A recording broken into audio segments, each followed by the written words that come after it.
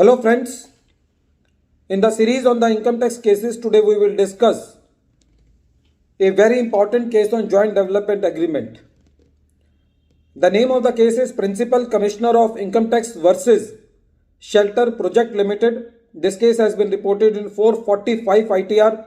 at page number 291 and the matter has been decided by Calcutta High Court and the date of the judgment is 4th February 2022. To understand this case, the definition of transfer into the Income Tax Act, which is there in section 2 clause 47, and particularly in respect of joint development agreement, the complete section is 2 clause 47 clause 5, read with section 53A of the Transfer of Property Act and read with the important judgment of Principal Commissioner of Income Tax versus Balbir Singh 2017, which is reported in 398 ITR at page number 531. If we read section 2 clause 47 clause 5 verbatim, it says that transfer includes any transaction involving the allowing of the possession of any immovable property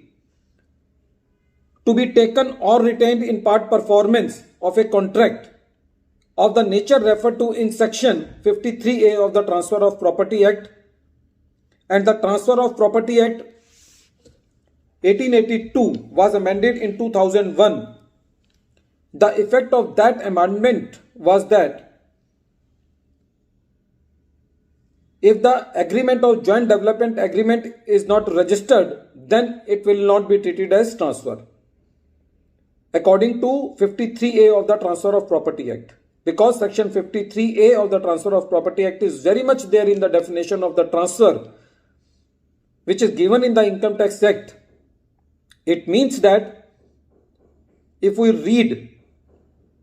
section 53A of the Transfer of Property Act, section 2, clause 47, clause 5 of the Income Tax Act, which is regarding the transfer, and the decision of the Honorable Supreme Court in CIT versus Balbir Singh then it concludes to the ratio that until and unless the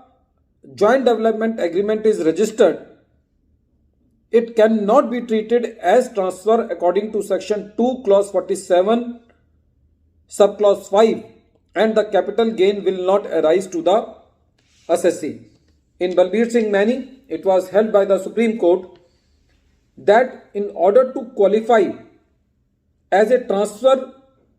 of a capital asset under section 2 clause 47 clause 5, there must be contract which can be enforced in law under section 53A of the Transfer of Property Act 1882.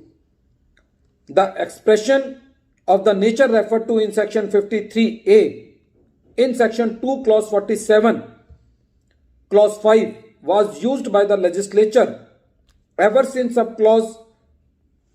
5 was inserted by the Finance Act 1987. The Supreme Court further held that all this meant by this expression is to refer to the ingredients of the applicability of section 53A to the contracts mentioned therein. If we read all the things collectively, then only the one thing comes out of that, and that is in joint development agreement, which is very common nowadays because a lot of properties are now given to the builders in which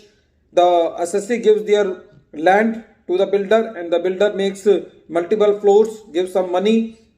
gives some cash, check to the assessee and some built up area to the assessee. So the question of year of taxability is very important. So generally when these matters come for the assessment, it is the attempt of the assessing officer that in the year of the joint development agreement they try to tax that income. Sometimes it happens that in the year of the joint development agreement the whole of the consideration is not received by the assessee. So it is very difficult and impractical